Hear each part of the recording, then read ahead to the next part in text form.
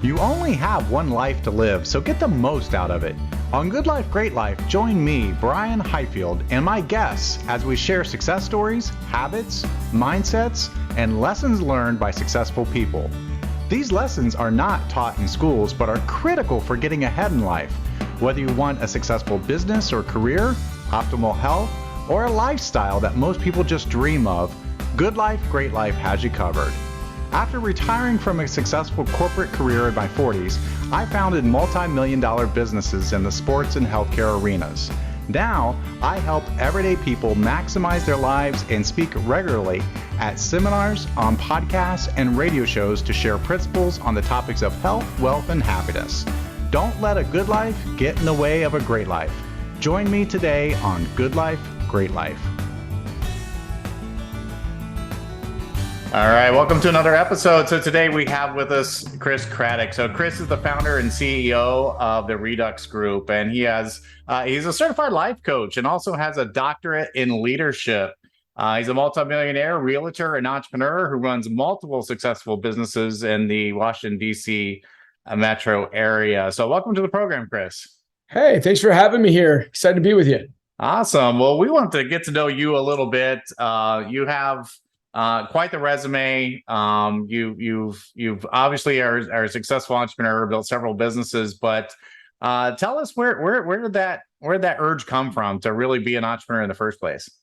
Yeah, that's a good question. I don't know. Ever since the time I was really little, I would make little pot holders and go sell them door to door. I don't even know why, but yeah, no, I mean, it's just something that I've always done. And then I was in ministry for a long time. My life was massively changed. And so I did that for many, many years. And even there, I ended up flipping houses when my wife got pregnant and, just was always doing something that was, out there really working to change the world and, do some big things. So yeah.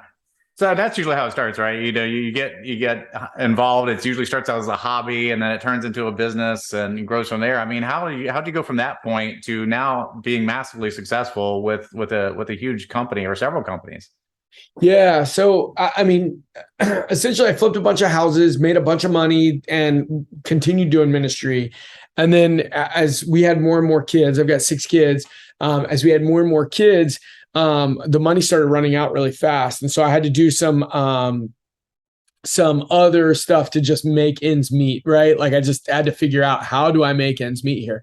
Uh-huh. And so that was something that we were, we just were like, all right, well, flipping houses worked. So we went back, started flipping houses again. And one thing led to another. And I read Gary Keller's Millionaire Real Estate Agent book, and everything just started making a lot of sense. Yeah. And so December 2014, we started building our real estate agent team.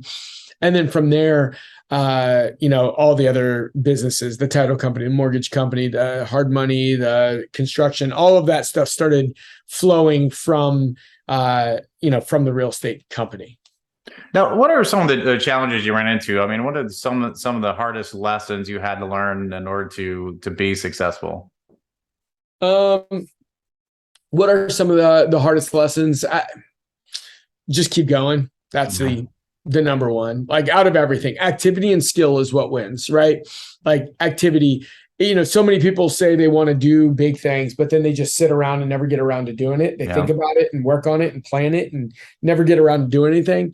And then skill is, I don't want to downplay education, right? Education is important, right? Because you're good at it, but you take even a dull axe and hit a tree, 1,000 times with it, you're probably going to take the tree down, right?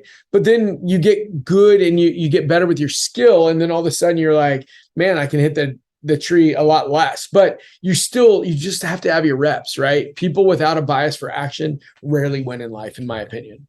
Yeah, I saw a quote recently that kind of struck me. It says, winners and losers have the same goals.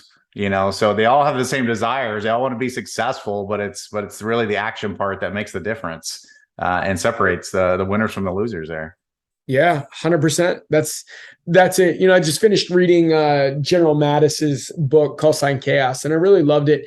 What I loved about it was he was a man of massive, massive, massive action, but also so well studied. He could tell you the intricacies of every war that's ever fought, right? And so I love the fact, massive action, but also well read and understood just what was going on. So it was a perfect picture of what I think a great entrepreneur is, or anybody in life, right? He wasn't an entrepreneur. He worked for the Marine Corps, right? But still, just anybody's going to do anything in life. So you're talking about reading books. I mean, is that a common activity? Is that a common habit that you have? And what are some of your favorites? Yeah. So I'll read. So I have an Audible account. So every morning I wake up, I work out, and for about an hour, and I'm listening to an audiobook for about like at 1.5 speed, usually depending on the speed of the reader. And so, so I'll get through 2 new books every month. And then I listen to 1 old book every month, like something like Good to Great or one of the really just a classic. And so I'll usually do about 3 books a month. And then I'll also do some podcasts in there as well. So, for me, I think, leaders are readers for sure. And you have to be educating yourself beyond what you're just able to take in, on your own. Yeah. Now, do you also, did you have a mentor while you're building your business as well? Oh yeah, I heard it. I have a ton of coaches. I'm a part of a bunch of masterminds. And yeah, so that's it. I've got a bunch of coaches and let's see, I'll spend about just over 6 figures on coaching and masterminds. I want to spend, I think I was a little under this year. I was actually a lot under this year, but I try to spend about 10% of whatever I make on whatever I keep, whatever my net is, on coaching and mentorship, because I think that the most important investment, everybody says, the best investment is yourself. I get that, but I'd like to phrase it differently. Your business will grow to the extent you grow. 100%. If you're hitting a glass ceiling, it's your own fault. It's because you don't know enough right now, or aren't acting on enough that you know. Yeah, and that's something that we found too, that just investing in yourself is the most important thing, and spending a lot of, that's a lot of money, right? 6 figures, spending that every year, or 10% of what you make, and a lot of people that are looking to be an entrepreneur and just haven't reached there yet. That's astonishing to them that they'd spend that much money, but you obviously find that it's worth it, right? What are some of the biggest things you've gotten out of your masterminds and your personal development? Well, yeah, here's the key. Like, why would I try to do all this stuff and figure it out all myself? Right. It just doesn't make any sense. Compress decades into days, see around corners. It's foolish to just say, oh, I can figure it out. Or even, I love podcasts and I love YouTube, but here's the thing. We have our biases. We don't know what we don't know. And so having a coach that can step in without the emotional attachment to everything and just say, hey, here's what you're not seeing right now. It's so powerful. Now we got to be doing our own education, but having somebody else that can make a good decision for you in a detached, an emotionally detached way, it's huge. And you'd asked a little bit ago about the books that I'm reading. I'd love to share, like, every time I'm talking to entrepreneurs about scaling business, there's a handful of books that I say every single one needs to read. These were like my Bible as far as scaling goes. And so I'll give a list of a handful of them. But let's see. Clockwork. It's by the same guy that wrote Profit First, which is a really good book. Everybody should be reading that. The E-Myth. Scrum, how to do twice the work in half the time, Who Not How, the 4 disciplines of execution, all in the 12-week year. All of those books, if you read those and reread those and like essentially take 12 months and read those for like 2 or 3 times in 12 months, I promise you, you will absolutely grow your business by a lot. Awesome. I wrote those titles down. So some of them are familiar with, some of them are not. So definitely need to look that up. Can you talk about just mindset a little bit, the mindset of an entrepreneur? And you already talked about activity. You talked about sharpening your axe and then skills developing. different skills? What are some other mindset principles to really achieve great success as an entrepreneur? Yeah, as far as mindset, I mean, part of it is, waking up every single morning and just deciding like this is what I'm going to do, right? Yeah. I mean, I'll tell you what, there are days that you wake up and you're tired. You don't want to get out of bed. You don't want to go. But I mean, if you decide to be an entrepreneur, you've decided that you're a champion. You got to go to battle, right? Like this is it. You've got to wake up and do that. And it doesn't work like William Wallace. Like, I mean, everybody wants to be the hero of the story, but here's the deal. The hero becomes the hero because he gets beat up and he still keeps going forward. Now I said William Wallace. I don't like how that one ends, but it was great. It didn't end well for him, but yeah, not good for him, good for everybody else. But the reality is everybody wants to be the hero, but nobody wants to do what the hero does. Nobody wants to go through what the hero does. Nobody wants to get up and fight when they don't feel like fighting. And that's the difference between the champion and the loser, honestly. Yeah. It's I think that's definitely true. I'm trying to think of a better example of William Wallace, but hey, they erected a statue in his honor, right? And he won freedom for his country, so he was successful in that. And I think I see people quitting too soon. When the going gets rough, they have a moment of decision and they decide to take an easy route and not keep going. And that's something you said in the very, very beginning is right out of the bat. You said just keep going. And a lot of people just they're expecting to see fruit right away, and you don't see fruit till the end, more of the end of your journey. Have you read the book? I'm sure you have. Think and Grow Rich. Yeah. Yeah, I mean, it's the 3 feet from gold kind of story. Everybody keeps going and, then they quit 3 feet from gold and you don't realize it. You think, oh man, I've just kept going and going and going. You realize you're 3 feet from gold. And that's when everything starts to go your way. But, everybody does just enough. There's also a YouTube video that I watch and I love. It's called Just Do It by a guy named Art Williams. It's an old cheesy video from the 80s. But honestly, that one of his whole thing is like everybody does just enough to win or just close enough to win in business, but not enough, right? Like that's that whole idea is that everybody gets close, but they don't actually push over the line. They don't do the things that they have to do in order to win. So, yeah. I want to go back to something you said before. You said, you don't know what you don't know. And that's said on so many of our podcasts. So many business leaders have said that. And so, that's why masterminds and things are great to figure out what you don't know and trying people have done it. If people have done it, then you can just do what they did instead of trying to figure out yourself. Is that right? Oh, absolutely. I mean, yeah. Why would you try to figure out everything on your own? Other people have already done it, color by numbers. I mean, that's really the key. I love what Gary Keller says. He's like the biggest problem with entrepreneurs is that they're so creative, right? They try to create things and then they reinvent something that has already been proven not to do it that way for many, many years, And so one of the phrases that I've loved, is imitate, then innovate, imitate, then innovate, get good at what works and then make it better, then innovate. Yeah, that's another one I'm writing down because that's something I struggled with as being an entrepreneur too, is being too creative and trying to reinvent the wheel so many times. And people have done it. If I can just replicate what they did or just follow their mold, then I don't have to. Right.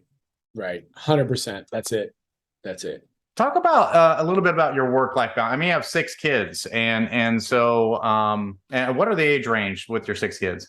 My oldest is a freshman in college, and my youngest is a first grader. So I've got the whole gambit. So how do you? How do you balance that? Spending time with your kids and giving time to your family, but then also growing multi-million-dollar businesses.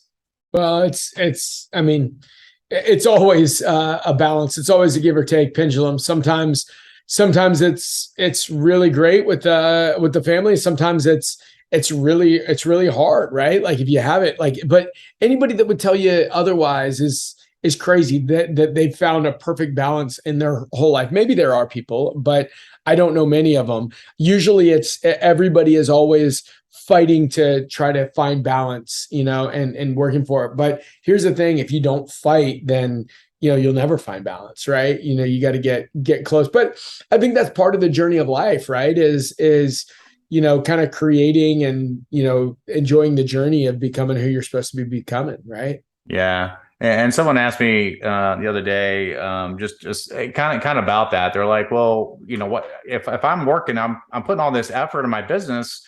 My end goal was to have free time. So why am I doing this? Why am I killing myself? And so we kind of use a phrase it's short-term imbalance for long-term balance. So you need to put the work in now so that you have the time later. Now, have you reached a point? And different people are driven by different things. So some people just love the lifestyle, they love being the entrepreneur, they love just keep going, and others reach a point they're like, okay, I did it, I'm selling my business, or I'm handing this off, so now I can enjoy the time and spend with my family. So which category do you put yourself in? No, I mean, I think you got to be fighting. Now, don't get me wrong. There's seasons for everything, right? Like there's seasons of sprinting and seasons of feast, seasons of famine, seasons of everything, right? But in the time to run, you got to run hard, right? You got to work hard. You got to and honestly, if you let your family know, I'm probably going to be working a little bit more than I normally would be. Like, at least everybody's on the same page. But that's got to be a season. It can't be your entire life, right? So that's important. Any big things that we haven't covered yet that you just got to share with the audience? Yeah, I'm in real estate. I work as an investor, but also as an agent. I have a big team here. And one of the things that I think that most entrepreneurs are never looking for, they're always on that hamster wheel of the next working time for dollars.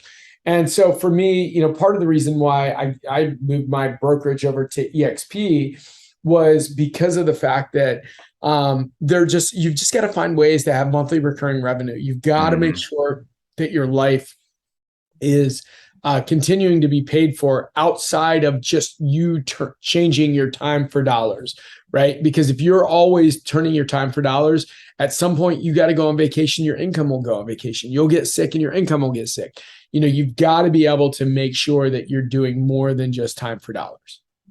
Absolutely. Great principle there. What's next for Chris Craddock? What's on the horizon? Where are you looking to achieve next in your life? Yeah, I really enjoy this EXP piece. Because it allows me to EXP kind of created a network where instead of a Keller Williams where somebody owns a market center, you basically have a virtual brokerage and you own the people. So anybody that likes your vibe, anybody that you can help, they can come into your business. You can help them make money, and then you make money if they make money. So coaching has been something that I've always loved to do, and it allows me to make a whole heck of a lot of money coaching other people. Like one of my good buddies that I now see what he's doing. He's making, about $325,000 every single month with no overhead just by coaching the people that have come in. And I'm like, dang, wow. The amount of overhead that I have to make that is just painful. And so I just love the idea. I love the idea of building something that has MRR with no overhead. That to me is really exciting. Awesome. I can't let you go before we talk a little about the real estate market. What's your take on it? It's been a crazy time the past couple of years. Where's it headed? Yeah, I mean, I think that we're in for a slight slowdown. We've seen it now. I don't think we're falling off a cliff because of the fact that inventory is super low. Demographics say everything. So there's 80 million millennials in our country. 70% of those say that they're planning to buy a house within the next 3 years, and because they're all settling down, right? Millennials were super transient. And they're not the 60s generation where they're all going to jump in VW vans and travel around. Like they're now saying, okay, now I'm having kids. It's time to settle down. Time to start nesting. So they're buying houses. There's already a housing shortage. So even with interest rates going up and inflation and a recession and everything else, I think that real estate's probably the safest place that anybody can put their money. Awesome. Good stuff. So how can our audience get in touch with you or learn more about you, or maybe look into your coaching services? Yeah. So if you want to, if you're in real estate and you want to tie in with us, definitely go to my website, chriscraddock.com. If anybody's in a business and I can be of help, feel free to send me a message. I usually answer, maybe not immediately, but I'll definitely answer. I definitely will always answer, but maybe it takes a little bit of like a couple days. Is at Crowd Rock on my Instagram. And it's sorry, cheesy old high school nickname. And then I'm also on TikTok, Chris Craddock Official. And I usually put out just kind of thoughts on entrepreneurialism, on business leadership, on ways to grow and level up your life. Awesome. Great stuff. So, and one other thing, if you are an agent as well, the average podcast listener listens to 7 podcasts. I also have a podcast for real estate agents who are also investors. And obviously keep listening to this, but I'd love to be one of your other 7. It's called Uncommon Real Estate. So if you're an agent.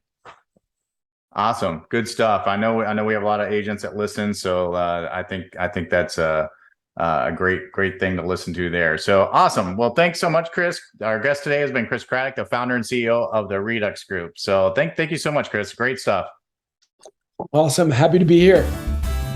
Thank you for listening to another episode of Good Life, Great Life, brought to you by Brian Highfield. We hope you enjoyed listening to this week's guests and stories. If you like what you've heard, please consider subscribing wherever you listen to podcasts.